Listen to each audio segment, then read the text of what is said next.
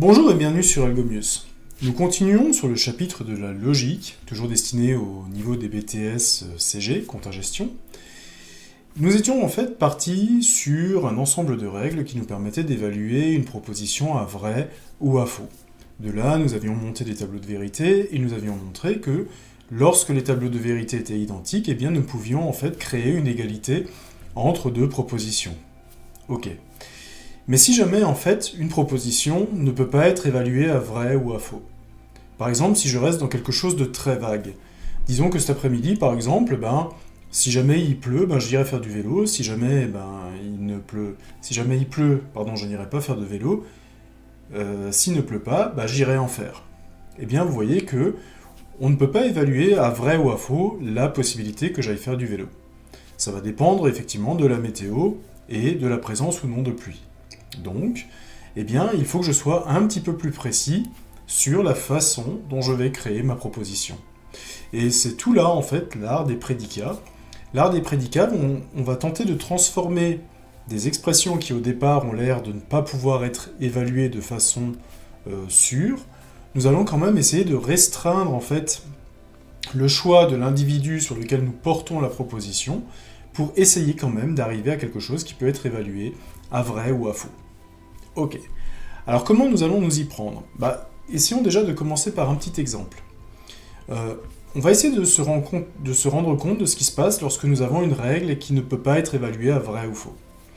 Par exemple, je prends dans mon exemple x est inférieur à 9. Alors j'ai pas plus d'informations que ça sur x, je ne sais pas ce qu'est x, alors puisque je fais une comparaison par rapport à un nombre, je vais considérer quand même que x est un nombre, d'accord ? Mais par contre, je peux pas dire si ce prédicat est vrai ou qu'il est faux. Ça va dépendre en fait complètement de la valeur de x. Il existe des valeurs de x qui font que ce prédicat ou cette proposition est vraie. Par exemple, si x est égal à 3, alors effectivement x est inférieur à 9 et la proposition est vraie. Si x est égal à 17, par contre, x n'est pas inférieur à 9, donc la proposition x inférieur à 9 est fausse.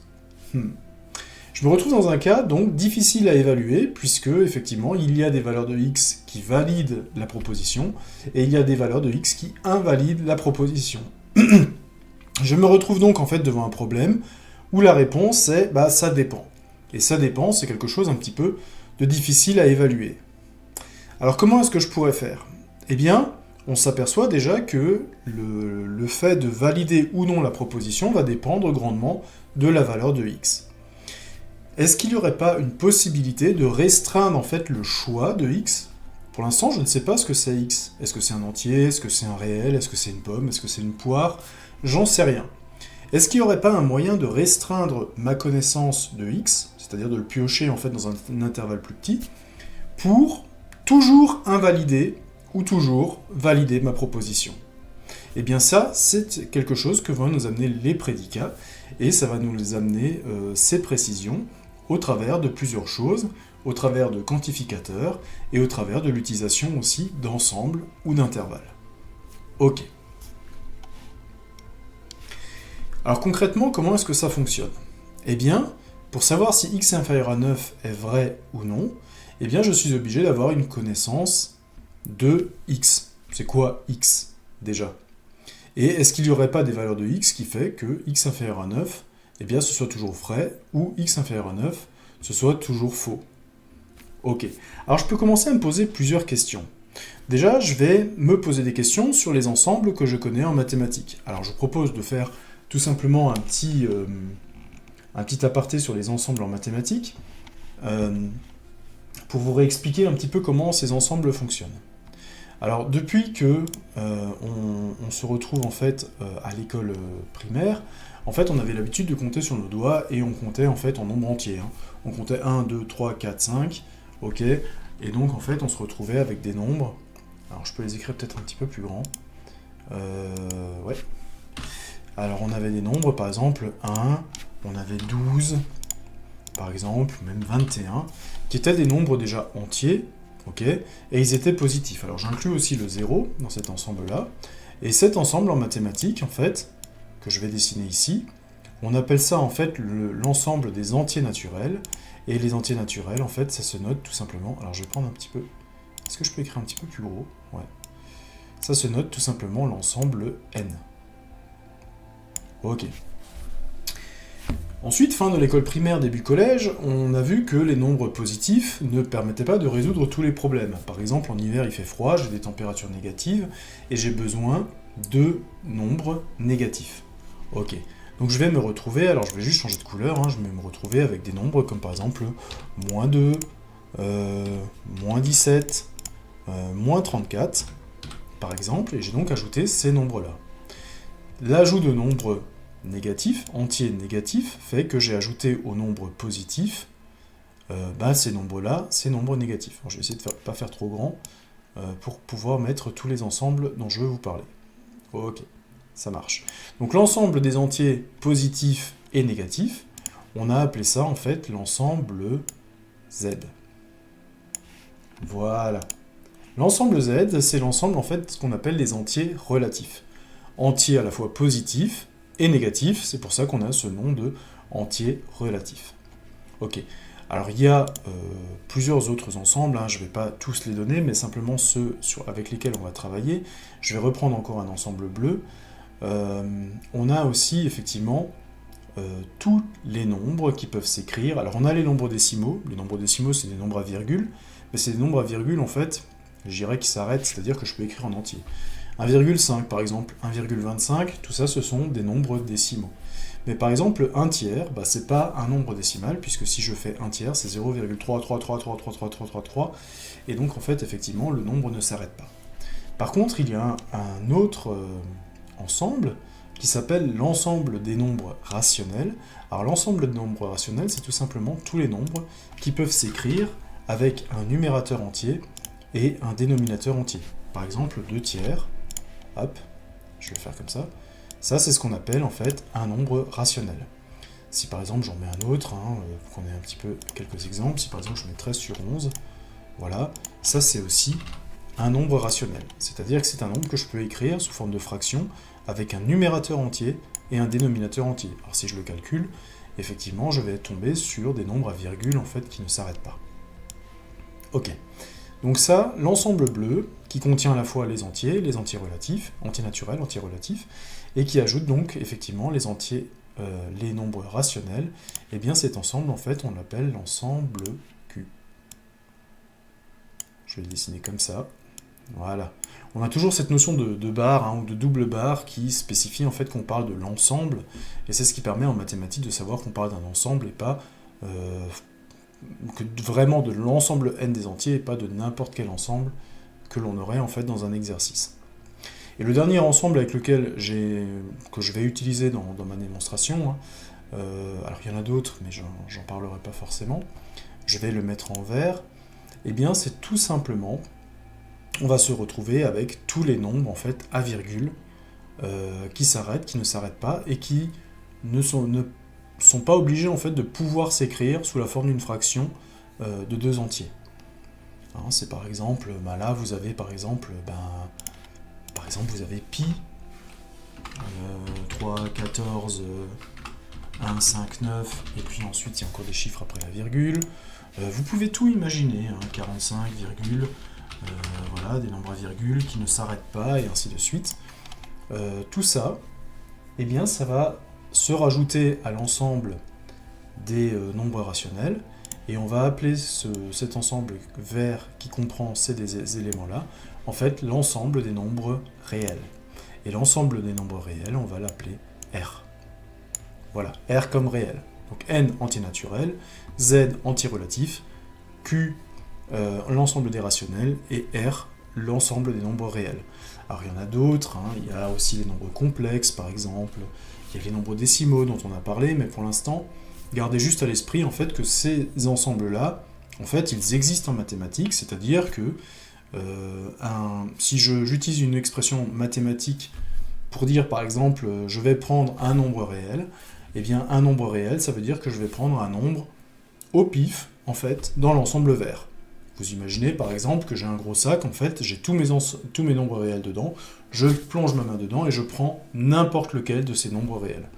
Alors il faut que mon sac soit très grand, puisque tous les ensembles que j'ai ici en fait ont un nombre infini d'éléments, Donc effectivement, c'est juste une petite image en fait pour vous faire représenter ces différents nombres. Ok, j'essaierai de revenir à cette image-là, mais gardez en tête un petit peu ces ensembles que l'on va utiliser tout au long du calcul des prédicats. Alors si je reviens un petit peu à mon exemple, alors, x est inférieur à 9. Ok, est-ce que c'est vrai pour n'importe quel réel? En fait, on a vu que non. Je pouvais trouver des réels qui étaient effectivement inférieurs à 9, et je peux trouver des réels qui sont aussi supérieurs à 9. Bon, donc ça, c'est pas un ensemble qui me permet en fait de distinguer, de détailler assez en fait mon prédicat pour le rendre soit toujours vrai, soit toujours faux. Et si x appartient à n'importe quel entier, alors je pourrais même dire entier naturel, non, même parmi les entiers naturels, donc les entiers positifs, j'ai des x qui sont inférieurs à 9, par exemple 3, et j'ai des x qui sont supérieurs à 9, par exemple 14. Les deux font partie en fait de l'ensemble des entiers naturels. Ok, ça marche pas. Est-ce que je pourrais m'en sortir avec un intervalle? Ah, ça c'est quelque chose d'intéressant. Effectivement, si x appartenait à un intervalle, je pourrais en fait prévoir mon intervalle exactement comme il faudrait en fait pour que ça fonctionne. D'accord. Donc moi je cherche à quantifier x inférieur à 9. Alors la ligne du dessus dans mon document Word, c'est tout simplement tous les symboles dont je vais avoir besoin. Ça me permettra de les copier-coller pour aller un petit peu plus vite lors des démonstrations. Ok, alors si x est inférieur à 9, ok, est-ce que je pourrais trouver un intervalle pour x qui me permettrait de dire, voilà, dans cet intervalle, tous les x que je pourrais prendre, eh bien, ils seraient inférieurs à 9. Alors oui, par exemple, si je veux par exemple que cette proposition soit vraie, eh bien je pourrais choisir x qui appartient, alors je vais prendre le symbole d'appartenance, je vais le laisser là, voilà. X appartiendrait à un intervalle, alors par exemple cet intervalle il pourrait être quoi? Eh bien il pourrait aller de moins l'infini, c'est-à-dire que je prends dans les nombres négatifs aussi loin que je le veux, et je m'arrêterai par exemple à 8 inclus. Voilà. Et là, j'aurai en fait, effectivement, un prédicat. Maintenant, le fait de dire que c'est pas n'importe quel x que je prends, c'est ma sélection, en fait, se retrouve limitée. Mon x, c'est pas n'importe lequel, c'est un nombre, en fait, qui se trouve entre moins l'infini et 8. Et donc, si je prends un nombre entre moins l'infini et 8, effectivement, ce coup-là, eh bien, je vais avoir un x qui est effectivement inférieur à 9, et je peux dire que cette proposition est donc vraie. Si à contrario, je garde en fait la même expression x inférieur à 9, et maintenant en fait je vais prendre un autre intervalle. Par exemple, je vais prendre x, je ne vais pas prendre n'importe quel x, mais je vais prendre x qui appartient à l'intervalle, par exemple, 10 plus l'infini. Alors je peux prendre 10 compris, hein. Hop. Non, 10 compris, voilà. Okay. Là, je prends tout que x, en fait, je le pioche pas dans tout le sac des réels, je le pioche pas dans tout le sac des entiers naturels, mais je le pioche en fait dans un sac qui ne contiendrait que des nombres qui démarrent à 10 et qui vont jusqu'à plus l'infini. Et bien, si je le pioche dans ce sac-là, eh bien, je sais que je ne trouverai jamais un x qui soit inférieur à 9. Et donc, je peux dire que pour cet intervalle-là, eh bien, je peux dire que ce prédicat est toujours faux. Donc, vous voyez que si je suis un petit peu plus précis sur la sélection de x, eh bien je peux arriver en fait à trouver une valeur de vérité à une proposition qui au départ semblait indéterminée. Ok. Alors juste pour parler un petit peu des intervalles, hein, il y a donc quand vous avez les crochets qui sont rentrants comme cela, ça veut dire en fait que vous prenez en compte la valeur de la borne. Alors là c'est un mauvais exemple parce que j'ai utilisé moins l'infini, mais par exemple qu'ici le crochet est tourné vers le 8, ça veut dire que 8 est encore une valeur possible pour x. Si jamais je tournais en fait l'intervalle dans l'autre sens, eh bien ça voudrait dire, enfin le crochet de l'intervalle, ça voudrait dire que je prends dans l'intervalle moins l'infini 8 en excluant 8. Donc 8 n'est pas une valeur possible pour x. Donc voilà un petit peu comment écrire un intervalle. Donc voilà, première résolution que j'ai pu mettre en place. Si jamais je détermine un intervalle assez précis pour x, je vais arriver en fait à déterminer une valeur de vérité pour une expression qui à la base en fait n'en avait pas. Enfin en tout cas, elle ne pouvait pas être donnée sans ambiguïté systématiquement. Bon, bah, on est en train d'avancer. Autre chose que vont nous amener les prédicats, ok. Est-ce que ça m'intéresserait que tous les x de cet intervalle valident l'expression, ou est-ce que ça me suffit en fait qu'il n'y en ait qu'un qui valide? Et ça, c'est quelque chose que va nous amener aussi les prédicats, c'est cette notion de quantificateur. Est-ce que je veux vraiment que tout l'intervalle soit... Par exemple, si je reprends ma notion d'intervalle qui est ici, hop, je l'ai où? Là. Est-ce que je veux, par exemple, que tous les x qui soient dans mon infini 8 soient inférieurs à 9, ou est-ce que le fait de trouver une seule solution me suffit? Voilà. Donc ça, c'est quelque chose que l'on retrouve effectivement dans le milieu professionnel, parfois, d'avoir une seule solution qui fonctionne, ça me suffit largement. Je ne suis pas obligé, en fait, de découvrir toutes les solutions possibles et imaginables. Et ça, en fait, c'est une notion qui va se traduire dans les prédicats sous la forme de deux quantificateurs, un quantificateur universel et un quantificateur existentiel. Ces quantificateurs-là, on a fait en sorte de les écrire, de trouver un symbole pour les représenter, et ce qui va nous permettre une écriture synthétique, en fait, des prédicats. Alors vous avez un quantificateur universel qui est un espèce de A retourné, et un quantificateur existentiel qui est en fait un E retourné. Alors comment s'en souvenir? Eh bien le existentiel qui commence par un E est le E retourné. Pour l'universel, eh bien c'est un espèce... Alors universel commence par un U, le quantificateur universel est effectivement la forme d'un V, on peut essayer d'imaginer, on peut y voir un peu un U aussi avec ses deux branches qui vont vers le haut. Et donc, grâce à ces deux quantificateurs, eh bien, on va pouvoir représenter nos prédicats. Alors, je vais juste prendre des notes. Alors ça, j'en ai plus besoin. Donc, j'ai donc mon quantificateur universel, qui est ici. Et mon quantificateur universel, si j'ajoute un x derrière, en fait, qu'est-ce que ça veut dire? Ça veut tout simplement dire pour tout x. Voilà. Donc, à chaque fois que vous avez un quantificateur universel, vous pouvez le remplacer par la phrase pour tout x. Et le quantificateur existentiel, eh bien le quantificateur existentiel, lui, si jamais j'ai un x qui se rajoute, ça veut simplement dire il existe au moins un x. Voilà. Donc le premier, eh bien pour valider un prédicat à partir d'un quantificateur universel, il faut vraiment que tous les éléments correspondent, c'est-à-dire que vous ayez, que ce soit vrai pour tous les éléments de votre intervalle ou de votre ensemble dans lequel vous prenez x. Si vous avez un quantificateur existentiel, le quantificateur existentiel vous permet de dire, voilà, s'il existe au moins une solution, eh bien cela valide le prédicat. Ok, naturellement on va travailler avec quelques petits exemples pour voir comment tout cela peut se mettre en place. Alors, on va essayer déjà de traduire quelques petits éléments de logique. Alors je vais essayer de reprendre aussi ces éléments-là pour qu'on puisse travailler avec. Je vais essayer de les reprendre dans mon Word, hop, et qu'on puisse les traduire petit à petit. Voilà. Alors je les ai là, hop, et on va essayer de les traduire petit à petit. Alors je vais les traduire en dessous, donc là il y a déjà la traduction qui existe, mais je voudrais vraiment le faire pas à pas pour ces premiers éléments, pour être sûr en fait de savoir où on est. Alors je vais aussi remplacer peut-être les R, pour que ce soit plus clair, hop, ça c'est R, et ça c'est N. Ok. Alors, le premier prédicat sur lequel nous allons travailler, en fait, c'est celui-là. Qu'est-ce qu'il dit? Il parle déjà d'un quantificateur universel, c'est-à-dire pour tout x. Pour tout x, si jamais je traduis, ensuite j'ai le E, ce caractère-là qui symbolise le appartient. Ok. Donc pour tout x appartient à R. Alors déjà, je vais le traduire en français. Pour tout x appartenant à R. Ça veut dire quoi?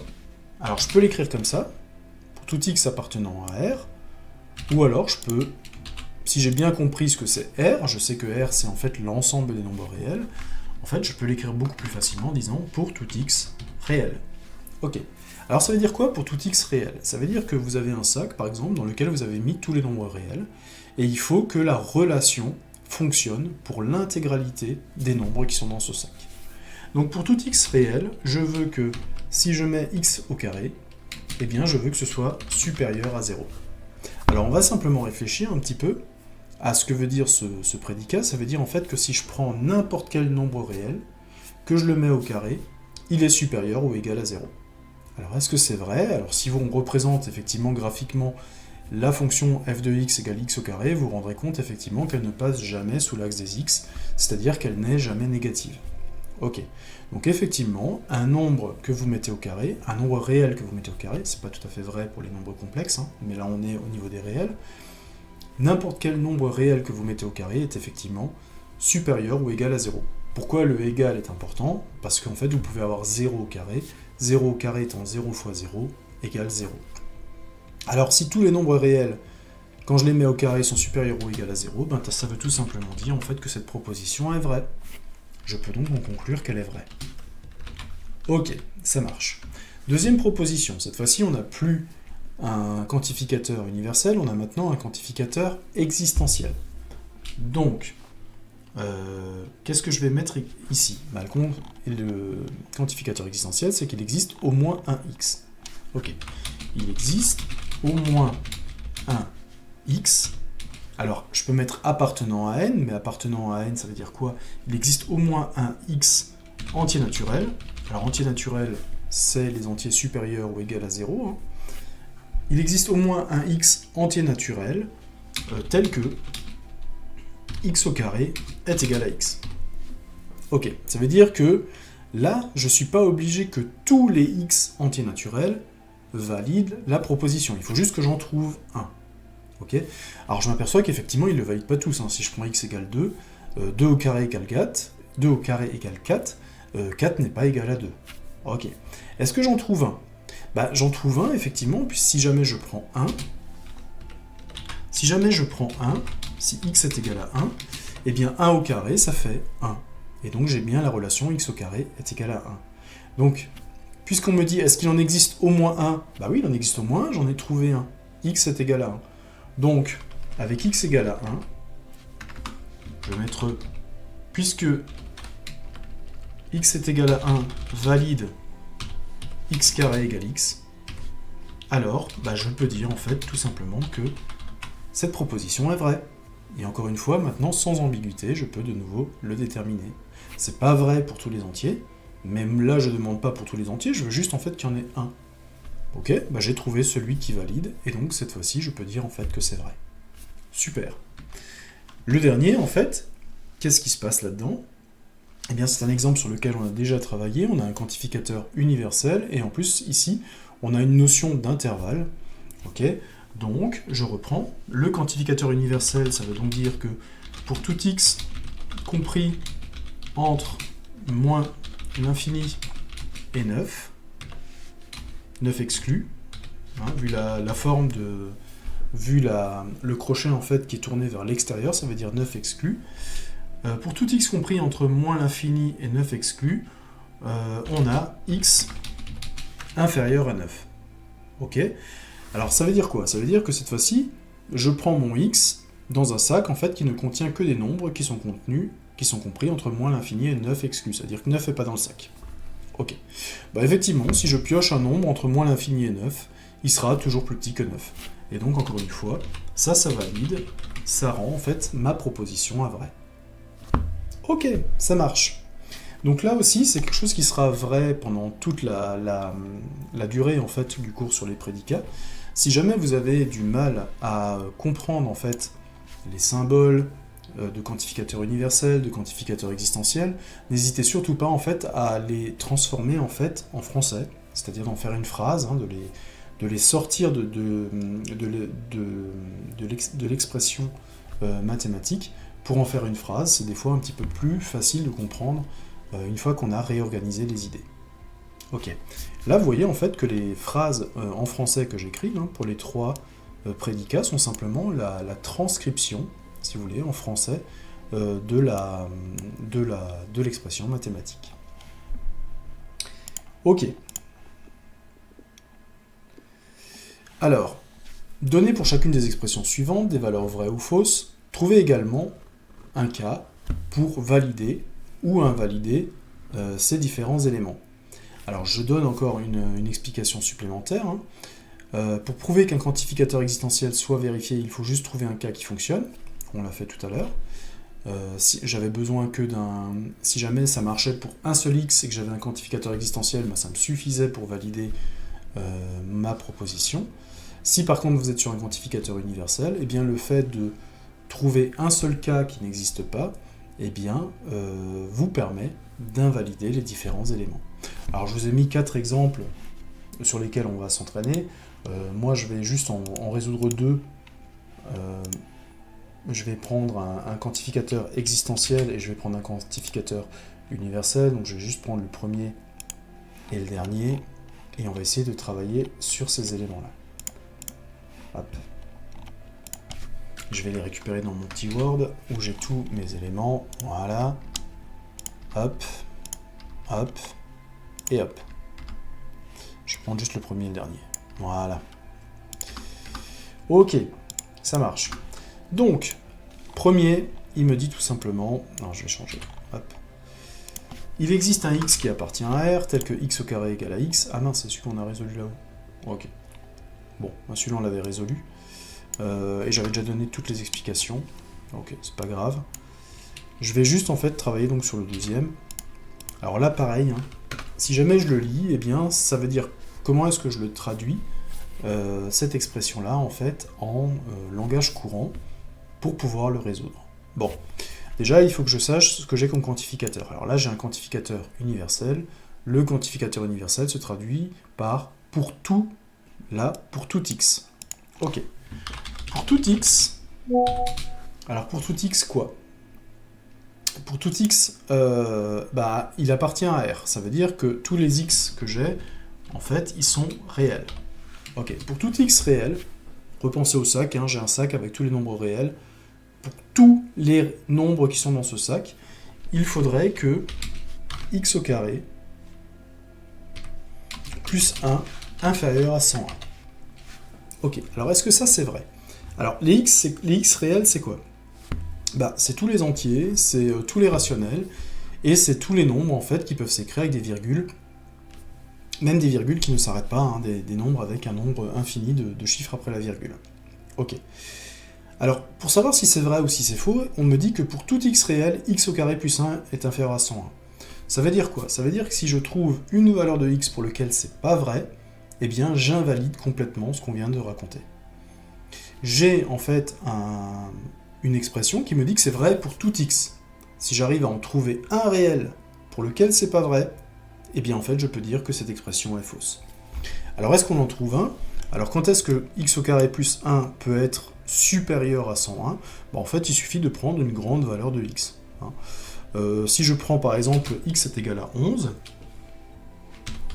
si x est égal à 11, eh bien alors, x au carré plus 1 est égal à 11 au carré, ça fait 121, plus 1, ça fait 122.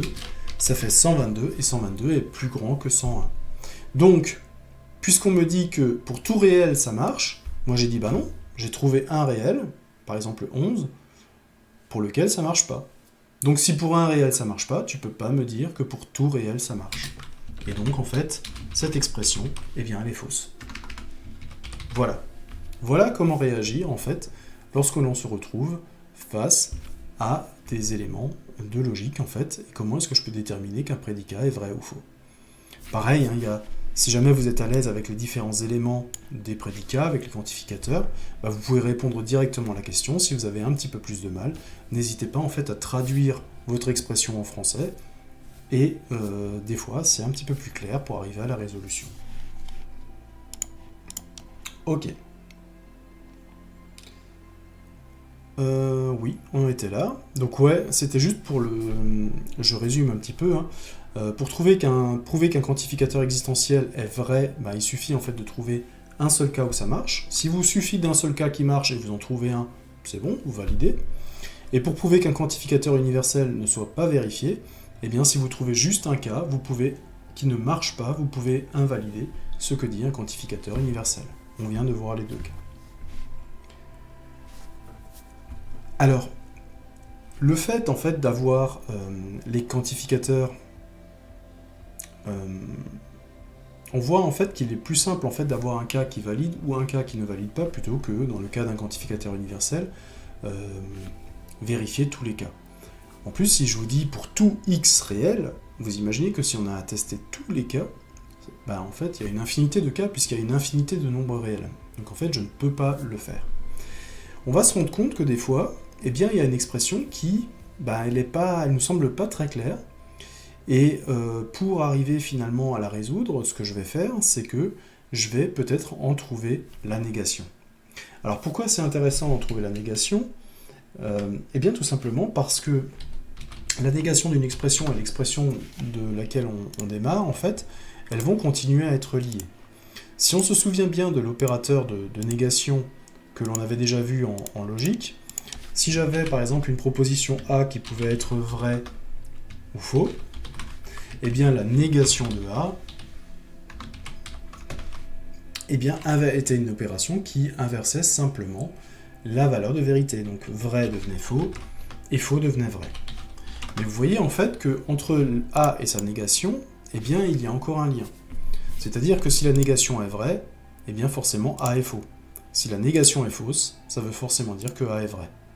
Donc si on cherche la négation d'un prédicat et qu'on arrive à savoir quelle est la table de vérité de la négation, eh bien on arrive à retrouver en fait la valeur de vérité de l'expression de départ. Okay ? Je pars d'une expression, je cherche sa négation. Si sa négation est vraie, ça veut dire que l'expression de départ était fausse. Et si la négation est fausse, ça veut dire que l'expression de départ était vraie. Et des fois, eh bien, on va se retrouver dans le cas où une expression n'est pas très facile à évaluer.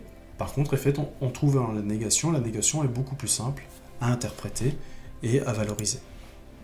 Ok. Alors, comment ça fonctionne ? Comment est-ce que ça fonctionne ? Je vous propose encore une fois de faire le détail entièrement.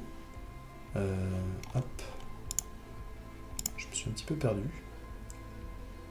Ok. Alors, comment est-ce que ça marche ?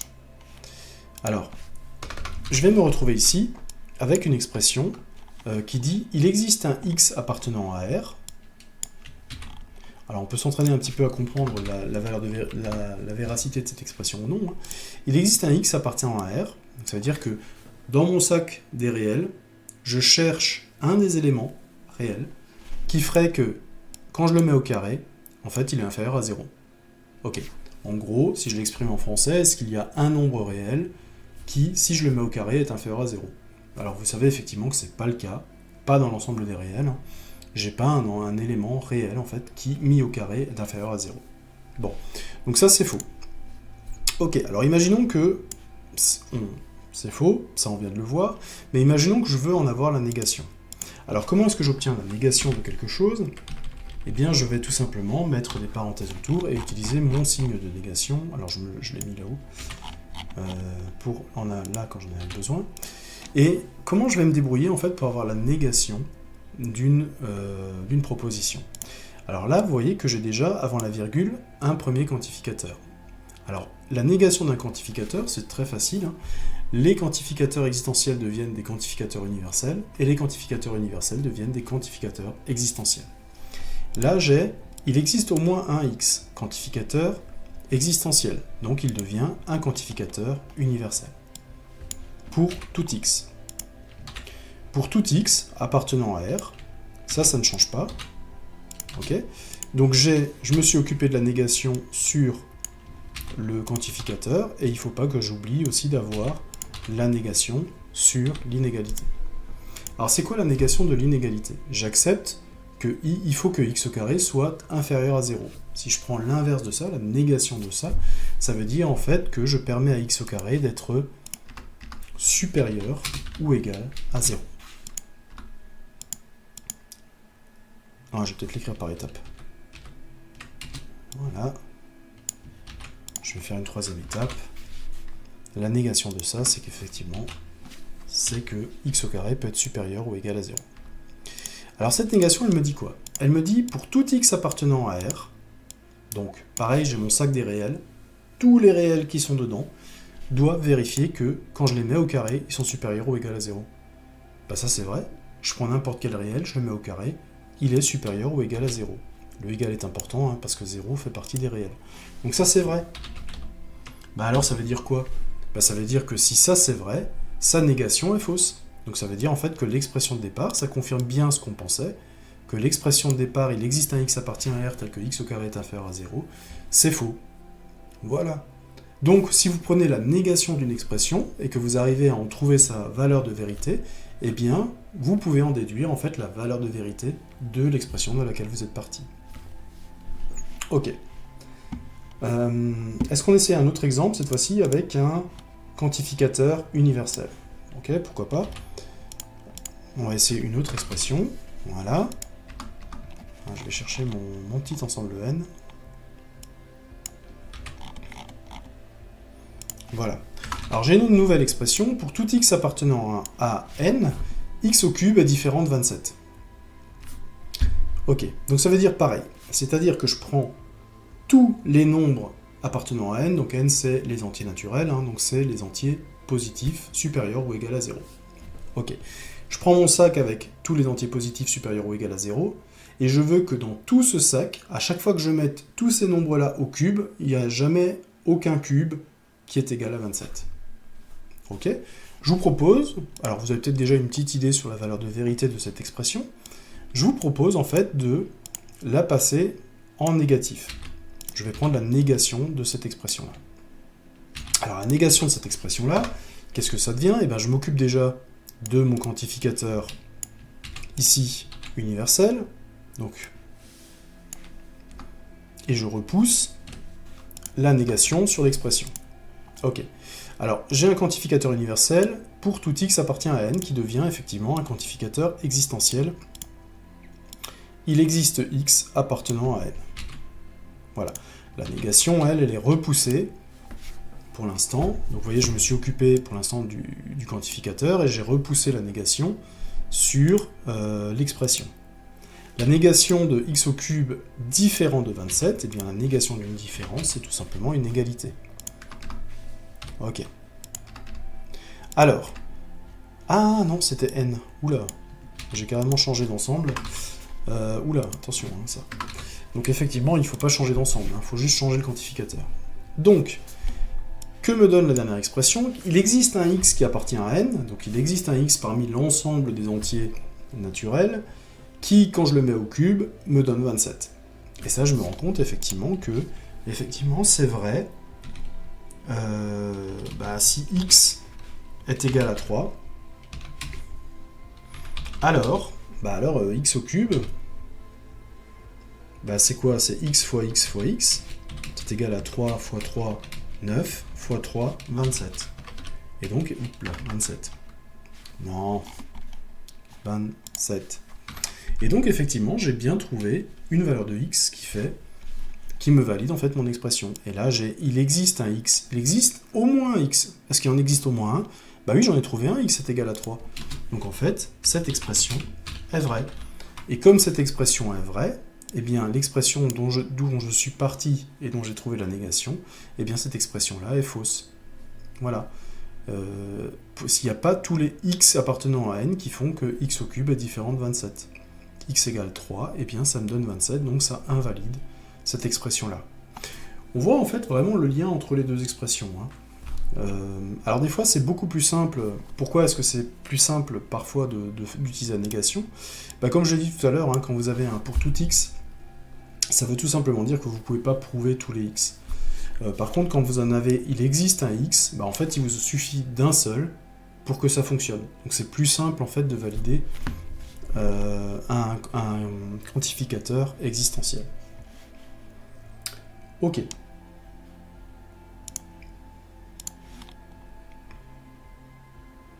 Ça marche, c'est l'exemple sur lequel on va travailler. Alors là, je vous donne encore quelques petits exemples sur lesquels vous pouvez travailler, qui vont ressembler en fait à ce que l'on a déjà fait. Je voudrais travailler encore sur deux choses. Le fait en fait qu'il peut y avoir plusieurs quantificateurs à une expression, plusieurs variables aussi, hein, et le fait aussi que l'on peut trouver la négation d'une expression qui possède plusieurs quantificateurs. Ok. Donc, j'ai la possibilité d'utiliser plusieurs quantificateurs, en fait, pour exprimer une proposition. Pareil, je vais la reprendre de nouveau ici. Ma petite expression que j'ai envie de mettre en place. Voilà. Hop, j'ai des R ici. Voilà. Alors, là aussi, pas de panique, hein. On commence à avoir des expressions qui commencent à être très complexes. Et donc, si jamais vous avez le moindre doute sur comment ces éléments se passent, eh bien, traduisez ces différents éléments en commençant par la gauche et en allant jusqu'à la droite. Première chose, on va déjà s'occuper de ce qui est avant la première virgule, et on va déjà s'occuper du premier quantificateur. Ok, donc le premier quantificateur, il dit quoi? Il dit pour tout x réel. Pour tout x réel. Voilà, ça c'est ce qui est avant la première virgule. La deuxième virgule, il existe un y lui aussi réel, puisqu'il appartient à R. Il existe un y réel, tel que x plus 1 est égal à y. Ok, alors qu'est-ce que ça veut dire? Pour tout x réel, je prends le sac avec tous les réels, et je veux que tous les éléments dans ce sac, en fait, soient concernés par la relation. Donc à chaque fois que je prends pour tous les x réels, je vais trouver un y qui lui aussi est réel, tel que x plus 1 est égal à y. Autrement dit, ça veut dire que tous les réels, en fait, ont un nombre réel qui leur est supérieur de 1. Ok? Alors, est-ce que ça, c'est vrai? Est-ce que vous êtes capable, si je vous donne n'importe quel nombre réel, de me donner, en fait, un nombre réel qui est le nombre que je viens de vous donner, plus 1? Bah oui, en fait, puisque les nombres réels sont infinis, eh bien, peu importe le réel que je peux vous donner, vous pouvez additionner 1 ou enlever 1, et vous aurez toujours, en fait, un nombre réel.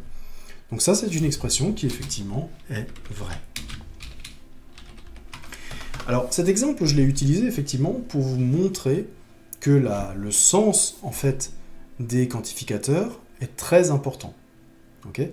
Si jamais vous n'avez que des quantificateurs universels ou que des quantificateurs existentiels dans une expression, peu importe, en fait, dans quel sens vous allez les mettre.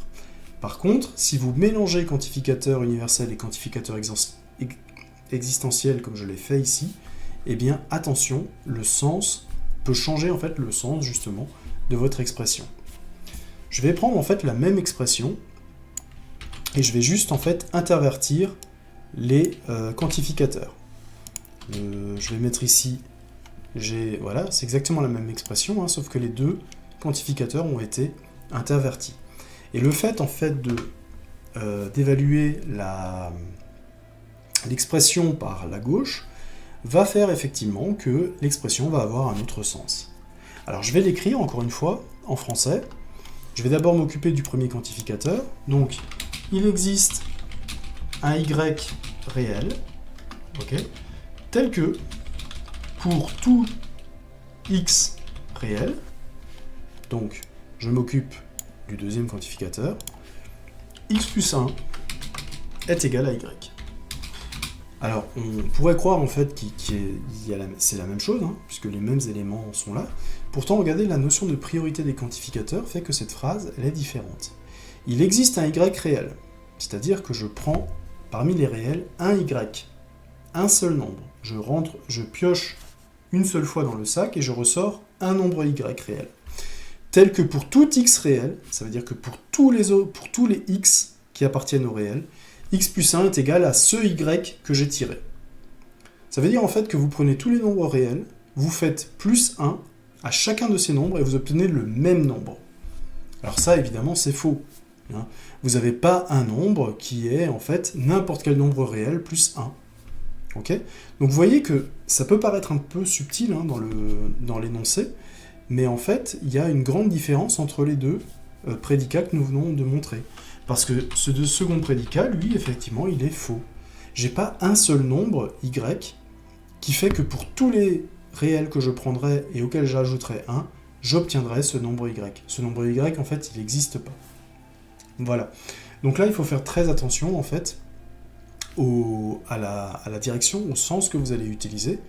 Pour exprimer vos quantificateurs, hein, ils ne vont pas forcément dans le même sens. Ok, ça marche. Alors pareil, ici je vous laisse un petit peu de temps, on a d'autres expressions sur lesquelles on peut rechercher des éléments. Je vous encourage à les traduire en français, à voir si vous comprenez vraiment ce que l'on retrouve. Ces expressions mélangent des quantificateurs existentiels et universels, donc attention de bien comprendre le sens en fait dans lequel ces éléments vous sont donnés. Un des derniers éléments sur lesquels j'aimerais revenir, c'est de trouver en fait comment trouver la négation quand vous avez des quantificateurs multiples. Bon, c'est pas très compliqué en fait. Je vais utiliser exactement la même méthode que ce que j'avais jusqu'à maintenant.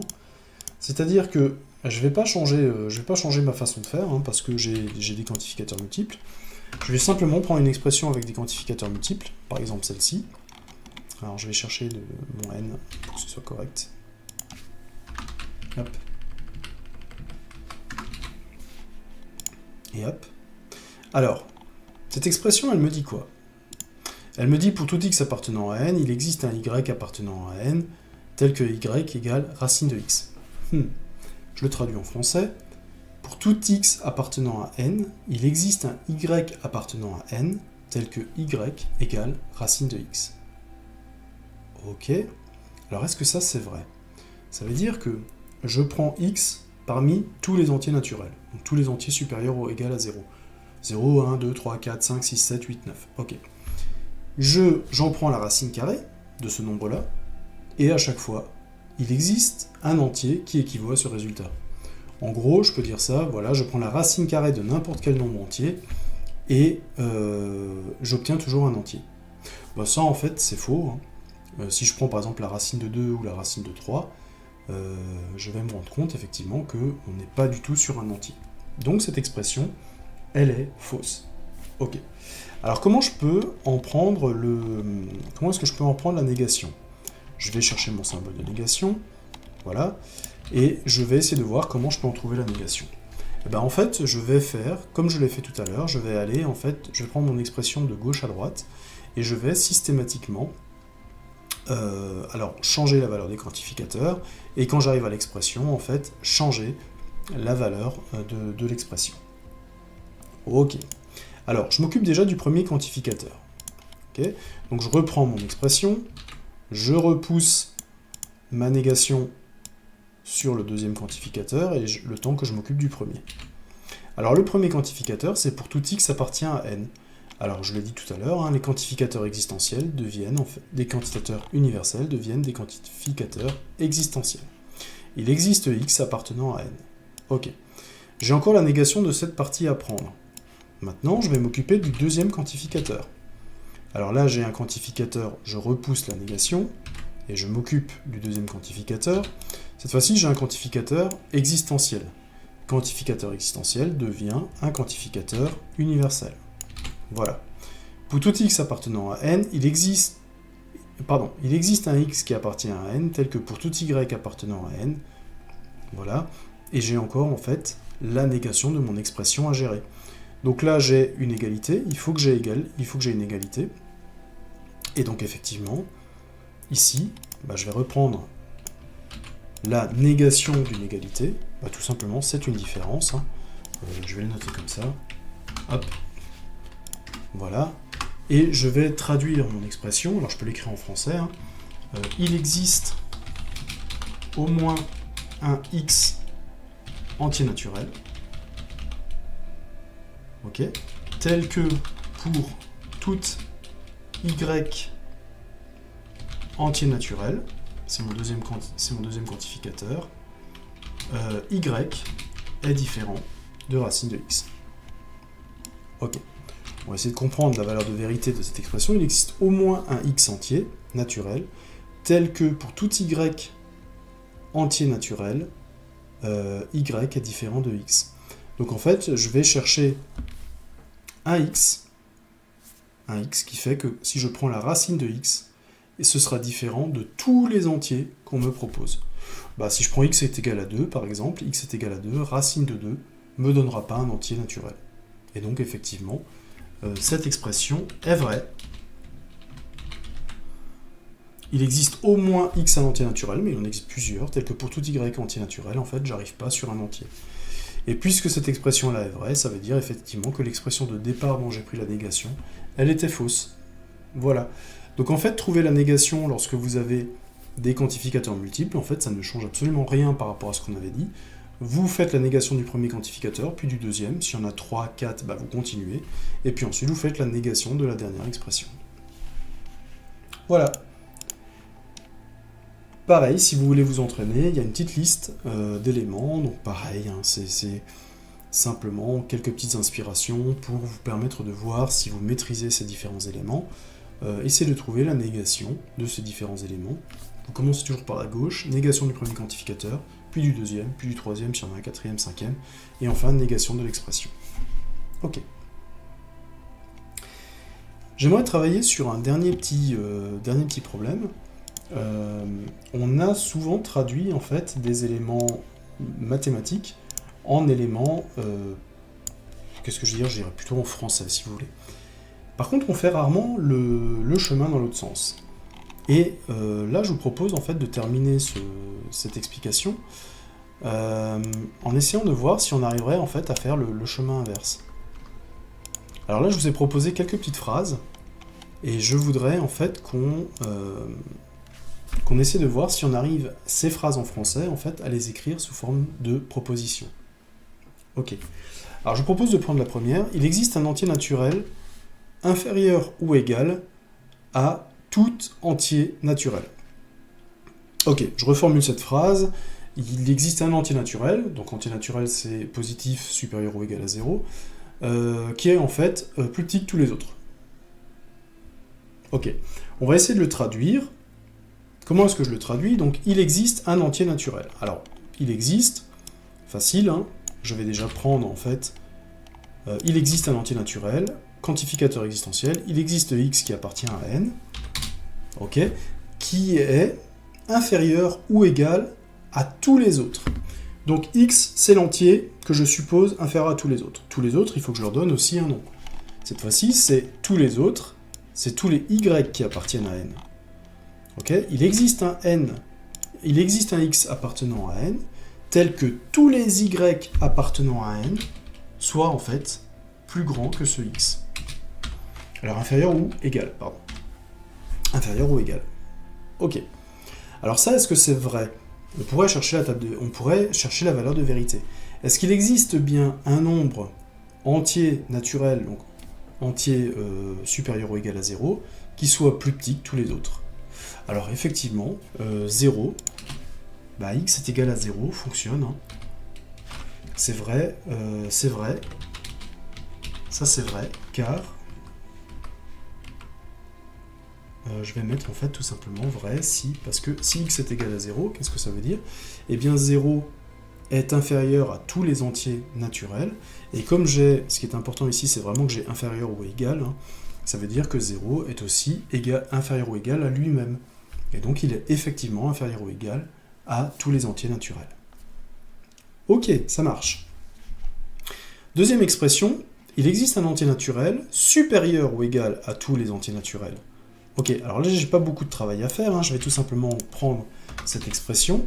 Il existe un x appartenant à n, et pour tout y appartenant à n cette fois-ci, est-ce que j'ai un x qui est supérieur ou égal à tous les entiers?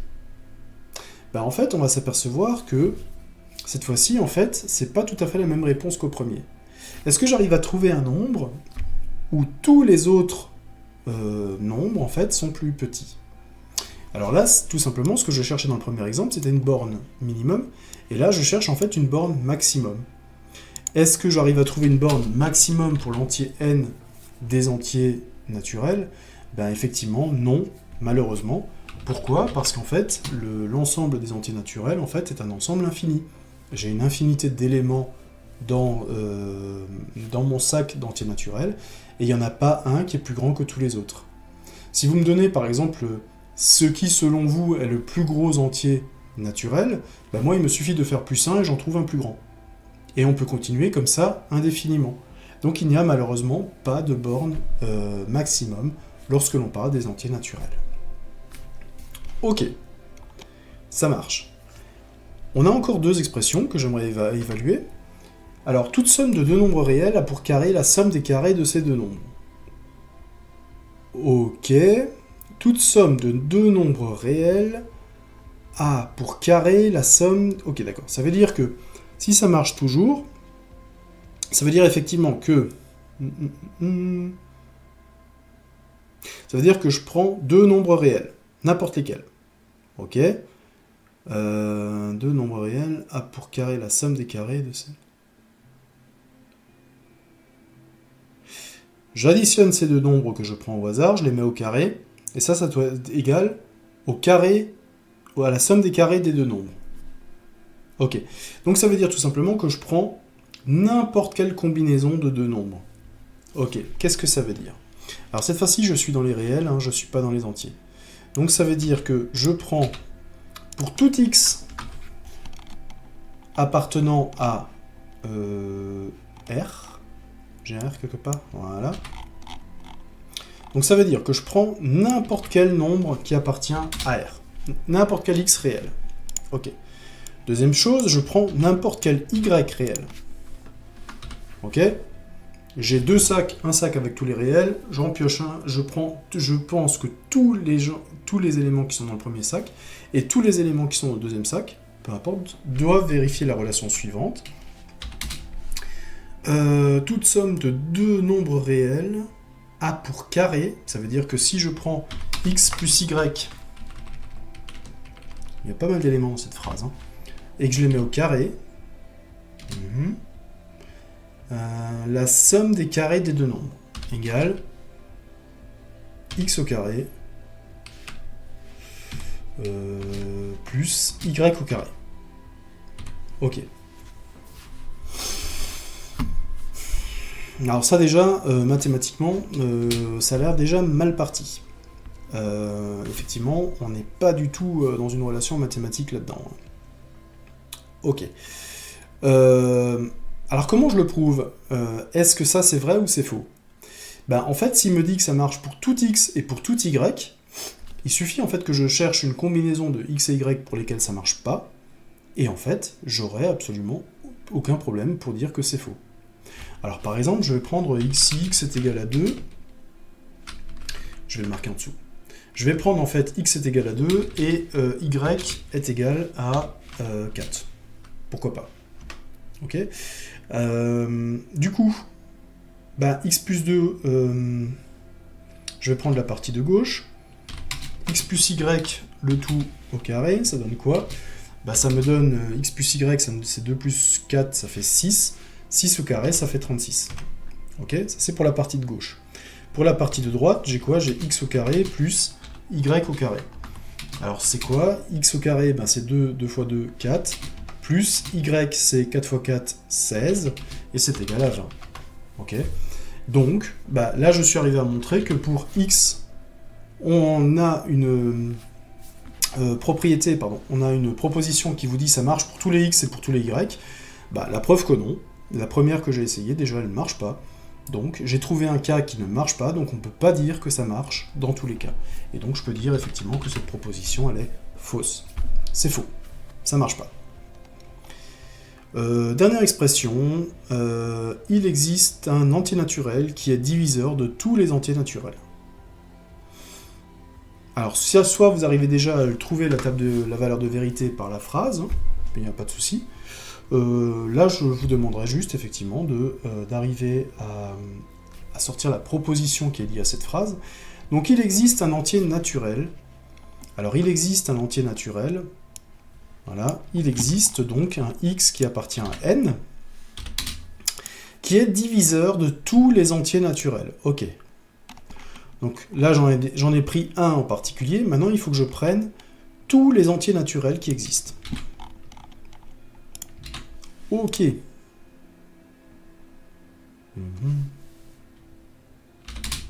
Ok. Il existe un x qui appartient aux entiers naturels. tel que tous les x qui appartiennent aux entiers naturels, en fait, ce x est leur diviseur. Alors comment je peux exprimer le fait que x divise n'importe quel nombre y? Eh bien je dis tout simplement que y modulo x est en fait égal à 0. Alors modulo, c'est une expression qui revient souvent, c'est simplement l'expression qui veut dire c'est le reste de la division entière. Le reste de la division entière, si le reste vaut 0, on dit tout simplement que y est multiple de x ou que y est divisible par x. Ok. Donc je vais tout simplement avoir ce genre de choses. Est-ce qu'il existe un entier naturel qui est diviseur de tous les entiers naturels? Alors est-ce qu'il existe ce x? Est-ce qu'il existe en fait un nombre qui divise tous les entiers naturels? En fait il en existe un qu'on connaît assez facilement, et d'ailleurs sa table était l'une des plus faciles à apprendre. Effectivement, si je prends x est égal à 1, eh bien je vais me rendre compte que la valeur x est égale à 1, tous les entiers naturels en fait ont 1 comme diviseur. Je peux tout diviser par 1. C'est même d'ailleurs en fait la propriété des nombres premiers.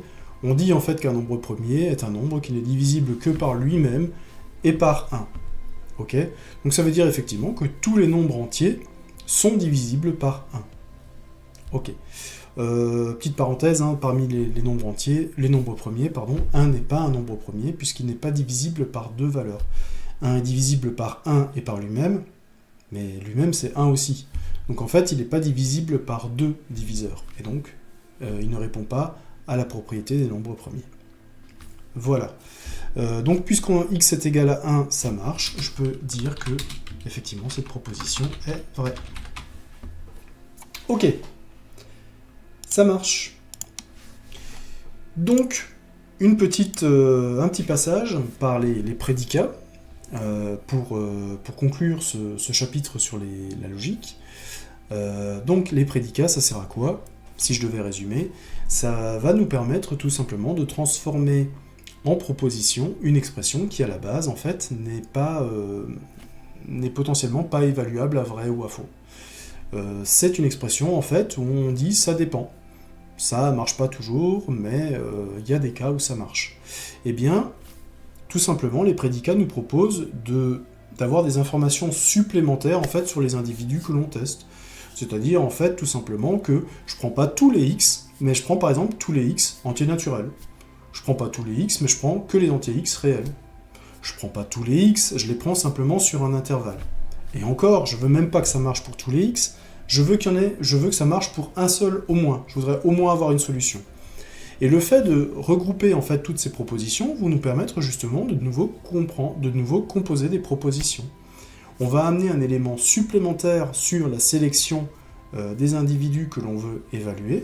Et à partir du moment où on a mis cette sélection en place, qu'on a été un petit peu plus draconien, eh bien on dit voilà, c'est pas vrai tout le temps. Mais dans le cas qui m'intéresse, dans l'intervalle qui m'intéresse ou dans l'ensemble qui m'intéresse, pour ce cas-là, je sais que c'est vrai. Les autres, ok, ça marchera peut-être pas, mais je sais pour ce cas-là que c'est vrai.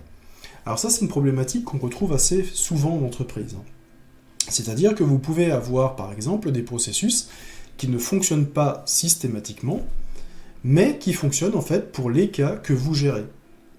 C'est-à-dire en fait qu'un processus, vous n'êtes pas obligé de savoir qu'il est toujours vrai pour pouvoir l'utiliser. Vous devez juste vous assurer qu'il est vrai dans le domaine en fait de définition que vous allez mettre en place. Voilà. Donc ça, c'est une notion qui est très importante à connaître, et ça va nous permettre, encore une fois, d'aller un petit peu plus loin, de connaître un petit peu plus notre problème, et de cibler en fait les attentes que l'on peut avoir en termes en fait des individus qu'on essaie d'évaluer. Voilà. Donc pour les BTS-CG, eh bien, le chapitre de la logique se termine ici. Il y a d'autres éléments que nous allons naturellement aborder, surtout les statistiques par exemple, mais avec la logique, ça s'arrête ici. Calcul des prédicats, propositions et table de vérité. Donc je vous dis à très vite pour la suite du programme des BTS-CG. À bientôt!